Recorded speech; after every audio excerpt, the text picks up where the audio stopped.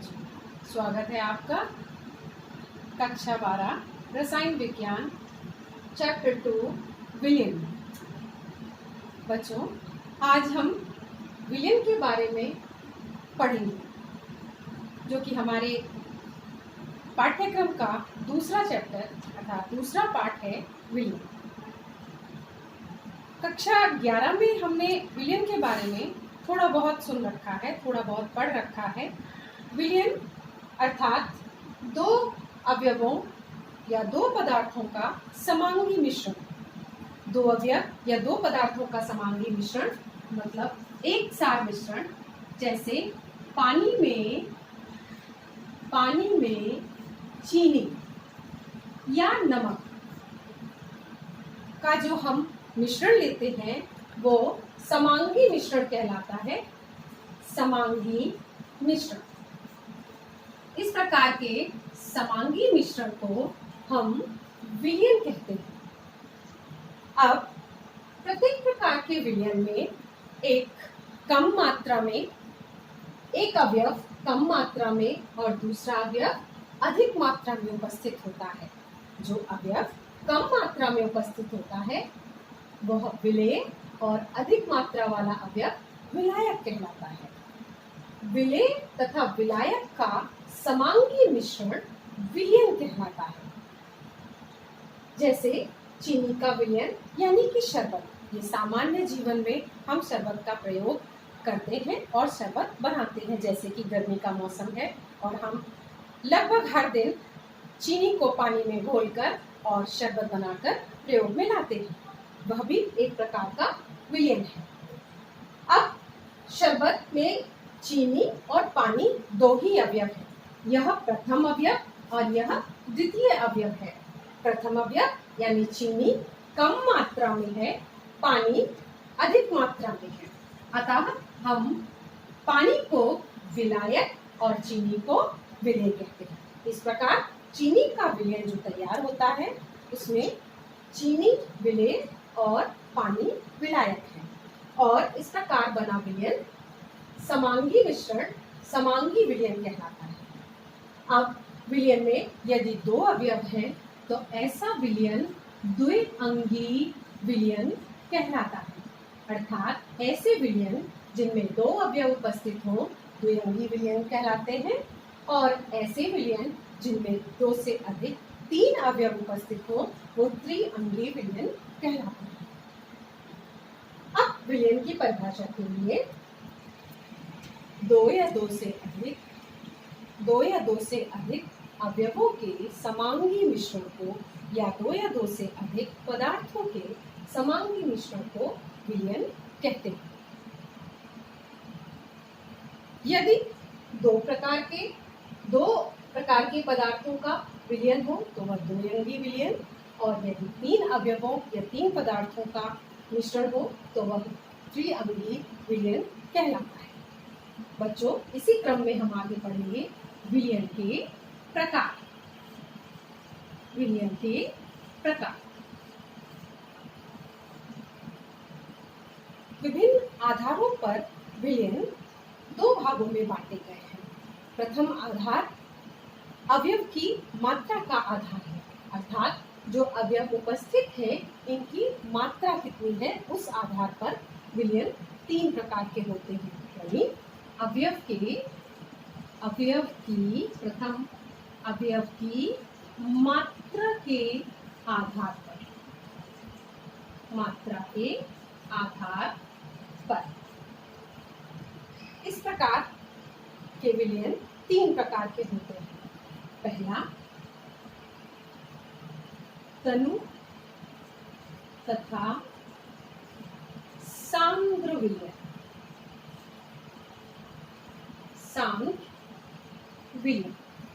अब हम ध्यान से समझते हैं किस प्रकार अवयव की मात्रा विलयन को दो भागों में बांटती है, तनु तथा सांद्र। यदि विलेय की अति कम मात्रा विलायक की अपेक्षा में हो तो वह विलयन तनु विलयन कहलाता है। जैसे एक गिलास पानी में हम एक चम्मच अगर चीनी डाल के विलयन तैयार करें या एक चम्मच नमक डाल के विलयन तैयार करें तो वह तनु विलयन कहलाएगा।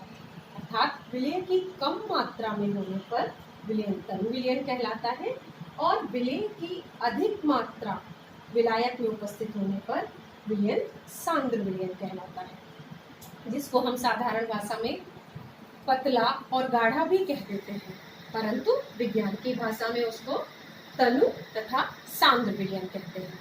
तनु तथा सांद्र जैसा कि हम जानते हैं विलय की मात्रा के आधार पर है, इसीलिए इनका जो वर्गीकरण है वो अवयव की मात्रा के आधार पर प्रथम वर्गीकरण तनु तथा सांद्र विलयन है।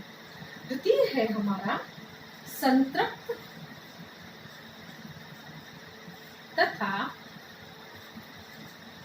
असंतृप्त विलयन।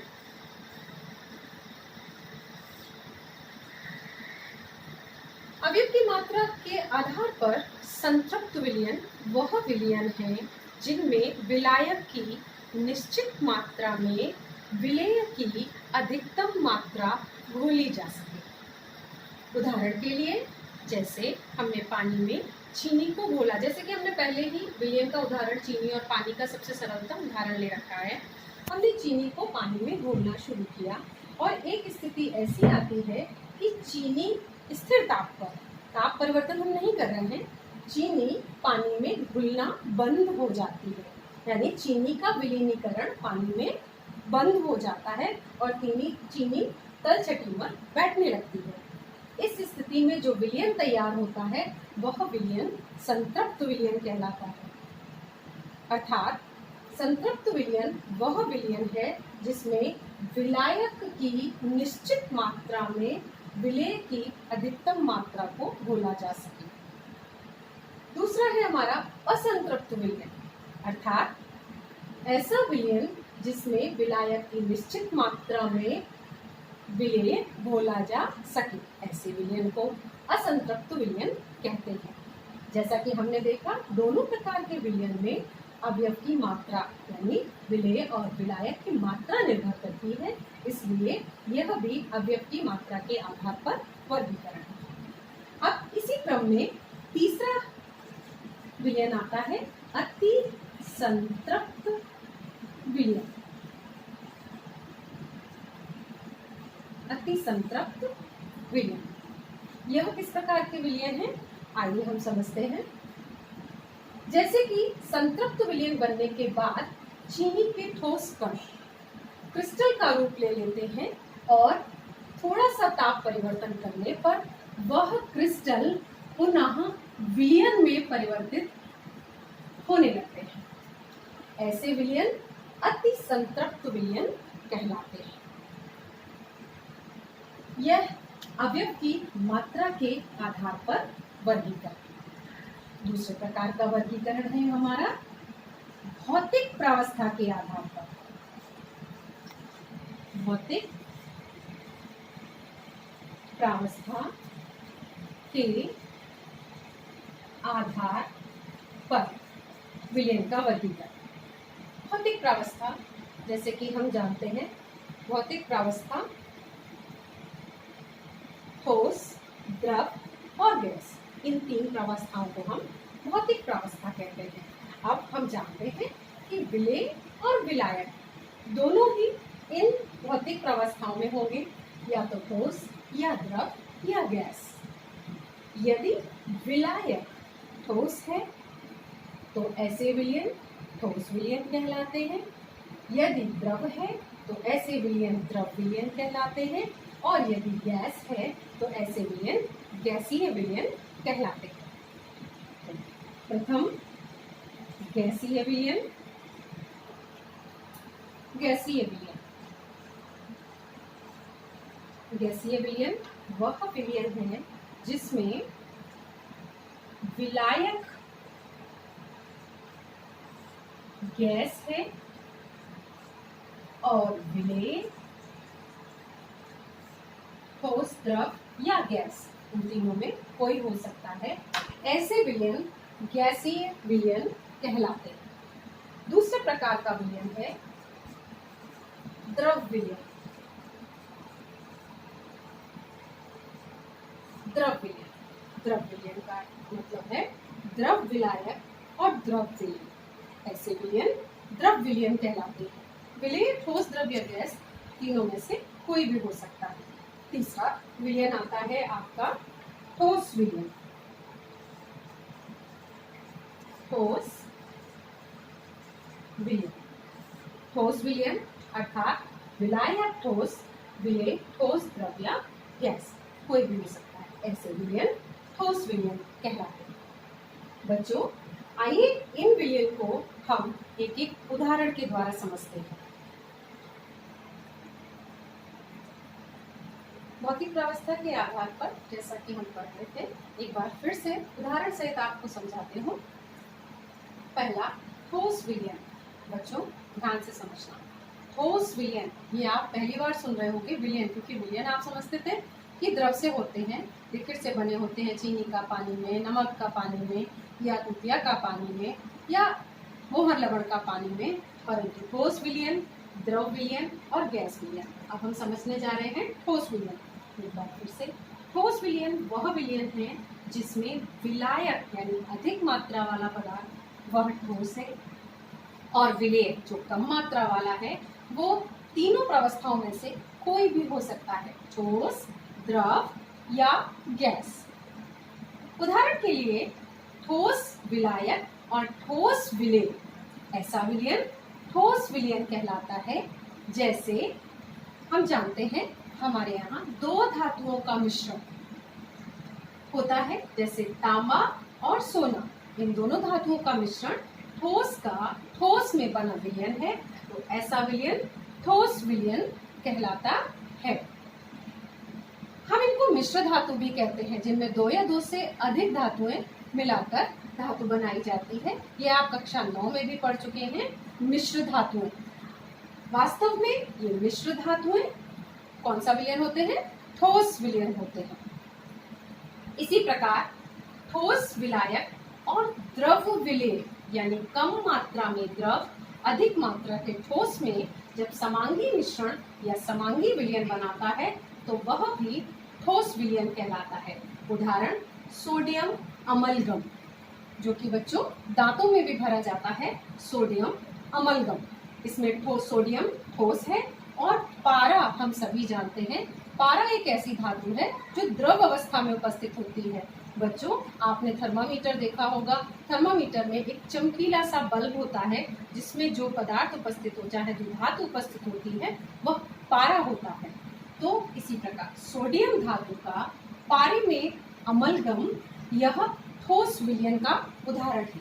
इसी प्रकार तीसरा, जब विलायक ठोस हो और विलय गैस हो, यानी गैस की कम मात्रा अधिक मात्रा के विलायक ठोस में उपस्थित होती है, तो ऐसा विलयन भी ठोस विलयन कहलाता है।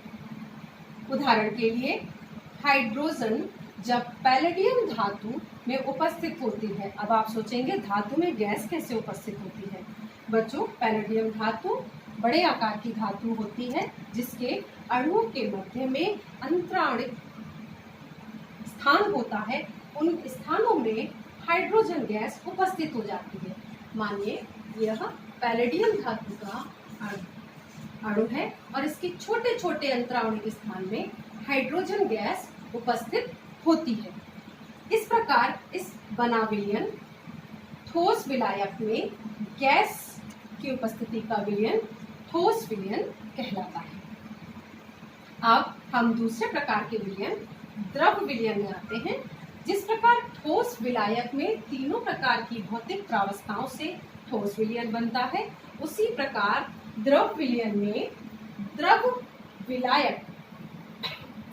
विलायक यानी कि अधिक मात्रा द्रव की और कम मात्रा अल्प मात्रा तीनों प्रावस्थाओं में किसी की भी अगर उपस्थित हो तो ऐसा विलयन द्रव विलयन कहलाता है। उदाहरण के लिए द्रव विलायक में यदि ठोस विलय है तो वह विलयन द्रव विलयन कहलाता है। उदाहरण यदि ग्लूकोज जल में उपस्थित हो, ग्लूकोज जल में उपस्थित हो, हम जानते हैं ग्लूकोज ठोस अवस्था में होता है, जो कम मात्रा में होता है अर्थात विलय है, और जल द्रव है, अधिक मात्रा में है, विलायक है, तो ग्लूकोज का जल में बना विलयन द्रव विलयन कहलाता है। इसी प्रकार द्रव विलायक और गैस विलयन, इसका उदाहरण है जल में ऑक्सीजन गैस। हम सभी जानते हैं कि पानी में ऑक्सीजन गैस घुली होती है। यह उदाहरण है द्रव विलयन का, जिसमें द्रव विलायक है और गैस विलेय है, यानी अल्प मात्रा में ऑक्सीजन पानी में घुली हुई है। इस प्रकार समांगी विलयन है, जो हमें दिखाई नहीं देते। जैसा कि हम जानते हैं कि समांगी विलयन में दोनों पदार्थ या अवयव हमें दिखाई नहीं देते, हम उनको अलग अलग नहीं कर सकते, तो यह कहलाते हैं द्रव विलयन। अब तीसरे प्रकार के विलयन है हमारे गैसीय विलयन, जिसमें उसी प्रकार विलायक यानी अधिक मात्रा में गैस और विलेय यानी कम मात्रा में ठोस या द्रव या गैस अगर उपस्थित हो तो वह गैसीय विलयन कहलाते हैं। यदि गैस विलायक में ठोस विलेय उपस्थित हो तो गैसीय विलयन, उदाहरण के लिए कपूर। कपूर हम सभी जानते हैं, हम कपूर को जलाते हैं, और कपूर हमने कक्षा 9 में भी पढ़ा है कि ये ऊर्ध्वपातज पदार्थ होता है। ऊर्ध्वपातज वो पदार्थ होते हैं जो सीधा ठोस से गैस में परिवर्तित हो जाते हैं, यानी साधारणतया जब हम किसी ठोस को गर्म करते हैं या पिघलता है जब वो, तो ठोस द्रव में और द्रव गैस में परिवर्तित होता है, परंतु ऊर्ध्वपातज वह पदार्थ होते हैं जो ठोस से सीधा गैस में परिवर्तित हो जाते हैं बिना द्रव में परिवर्तित हुए। तो कपूर भी ऐसा ही पदार्थ है। सो कपूर में नाइट्रोजन गैस, यानी कपूर ठोस है और नाइट्रोजन गैस है। तो इस प्रकार कपूर और नाइट्रोजन का समांगी विलयन गैसीय विलयन कहलाता है। नेक्स्ट, यदि गैस विलायक में द्रव विलेय उपस्थित हो, अर्थात नाइट्रोजन गैस में क्लोरोफॉर्म गैस, क्लोरोफॉर्म हम जानते हैं CHCl3 जिसका फॉर्मूला होता है, सूत्र होता है, ये बहुत आवश्यक है। बेहोश करने के लिए भी क्लोरोफॉर्म, हम जानते हैं कि क्लोरोफॉर्म की थोड़ी सी भी मात्रा सूंघने पर हमें बेहोशी सी आ जाती है, ये क्लोरोफॉर्म गैस है। क्लोरोफॉर्म के द्रव में, क्लोरोफॉर्म लिक्विड फॉर्म में भी, द्रव फॉर्म में भी उपस्थित होता है, द्रव रूप में भी उपस्थित होता है।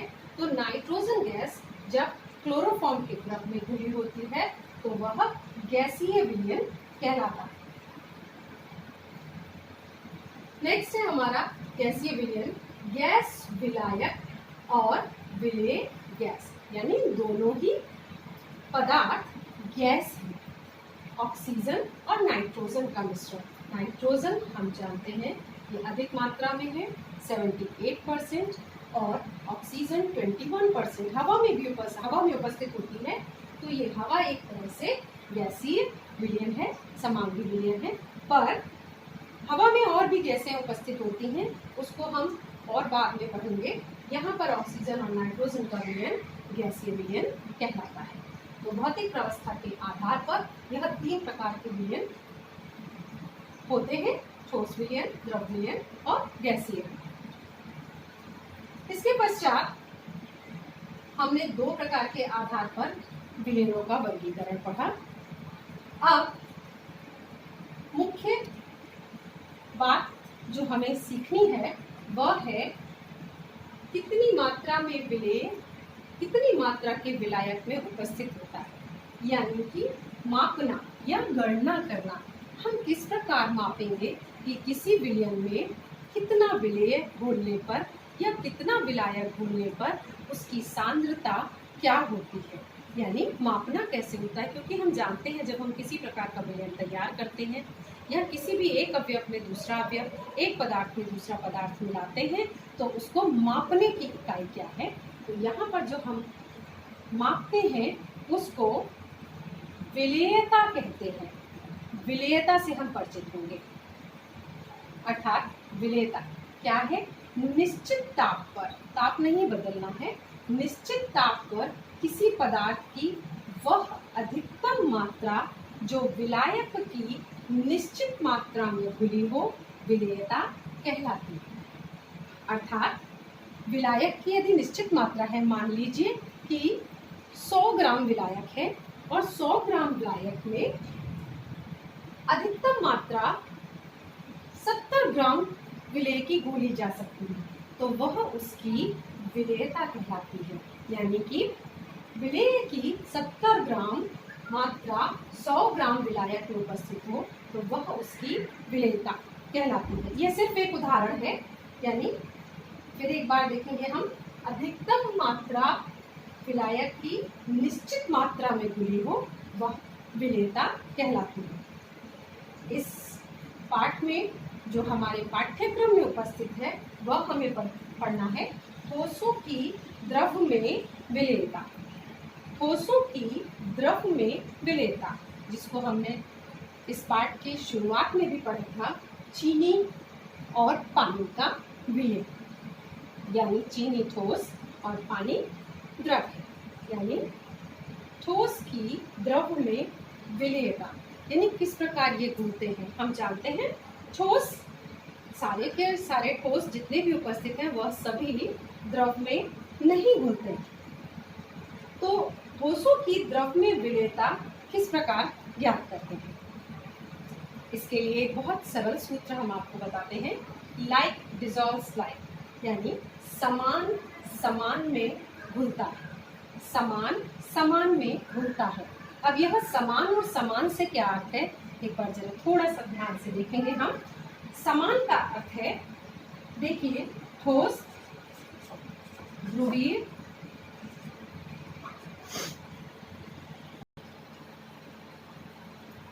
लाइक डिसॉल्व्स लाइक, यानी समान समान में घुलता है। आप समान का मतलब है ध्रुवीय, ध्रुवीय, विलेय, किसमें घुलता है, ध्रुवीय विलायक में, ध्रुवीय विलायक में।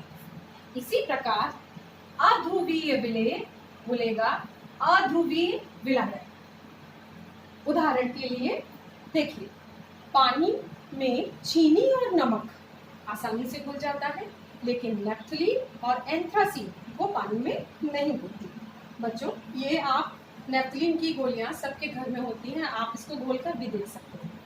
आप देखेंगे कि चीनी और नमक घुल जाती है पानी में, जबकि नेफ्थलीन और एंथ्रासीन की बॉल्स पानी में नहीं घुलती। क्यों? क्योंकि चीनी और नमक घुल जाता है ध्रुवीय में।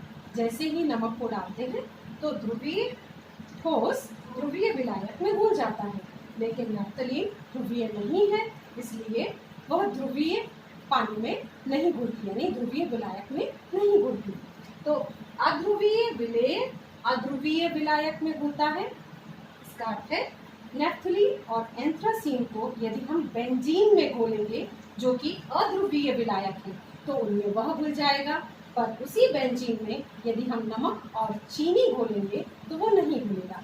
तो यह एक बहुत सादा सिंपल सा सरल सा आपके लिए ये सूत्र है, जो आप जब कार्बनिक रसायन पढ़ेंगे तो उसमें भी आपको बहुत काम आएगा।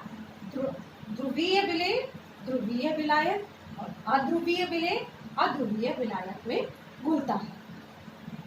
अब ये फॉर्मूला आपको सिर्फ याद रखना है, लाइक डिसॉल्व्स लाइक, ये बहुत इंपॉर्टेंट है। ये जब आप बॉइलिंग पॉइंट पढ़ेंगे, क्वथनांक पढ़ेंगे, गलनांक पढ़ेंगे, अंतराण्विक बल पढ़ेंगे, तो उनमें आपको यह सूत्र अत्यधिक लाभकारी होगा। तो यहाँ पर ठोसों की द्रवों में विलेयता से संबंधित ये एक सरल सूत्र है। अब इसी के साथ हम अगला पढ़ेंगे कि विलेय और विलायक की साम्यावस्था क्या होती है, यानी विलेय जब घुलता है विलायक में तो विलयन तैयार होता है, और जब विलयन बनता है तो कौन कौन सी प्रक्रियाएं इसमें इन्वॉल्व होती हैं, इसमें शुरू होती हैं। तो विलेय और विलायक, जैसा कि हमने बहुत शुरुआत में लिख रखा था, विलेय प्लस विलायक विलेय, ये हमने बना था। अब हम पढ़ेंगे जब विलेय विलायक मिलकर विलयन बनाते हैं तो क्या विलयन वापस विलेय तथा विलायक में परिवर्तित हो जाता है। आइए हम देखते हैं। विलेय में जब विलायक घोला जाता है यानी घुलता है तो इस क्रिया को हम विलीनीकरण कहते हैं। विलीनीकरण, विलेय में विलायक घुलकर या विलीनीकृत होकर जब विलयन बनाता है तो इस क्रिया को हम विलीनीकरण कहते हैं। इसी प्रकार जब विलयन से ठोस के कण या विलेय के कण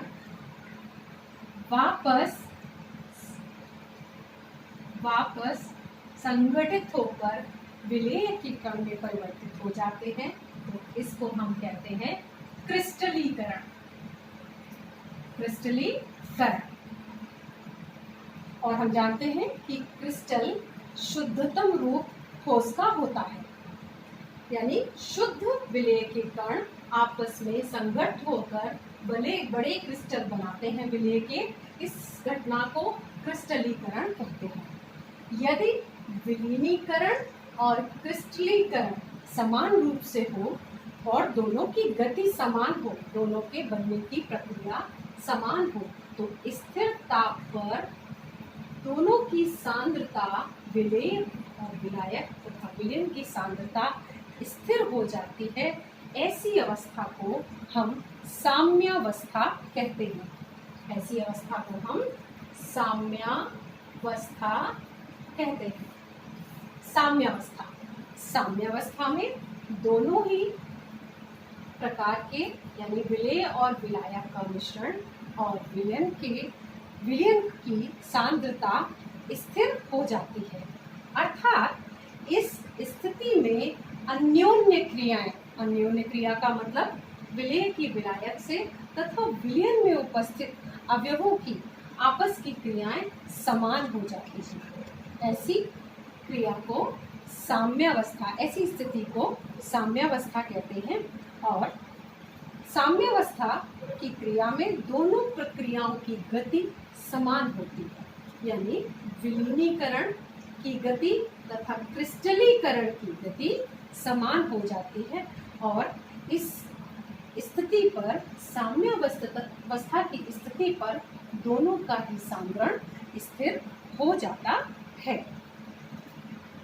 विलयन के इस पाठ में आज मुख्य रूप से हमने विलेय, विलायक तथा विलयन की प्रावस्थाओं के बारे में अध्ययन किया। विलयन के वर्गीकरण को पढ़ा, जिसमें दो प्रकार का वर्गीकरण पढ़ा, एक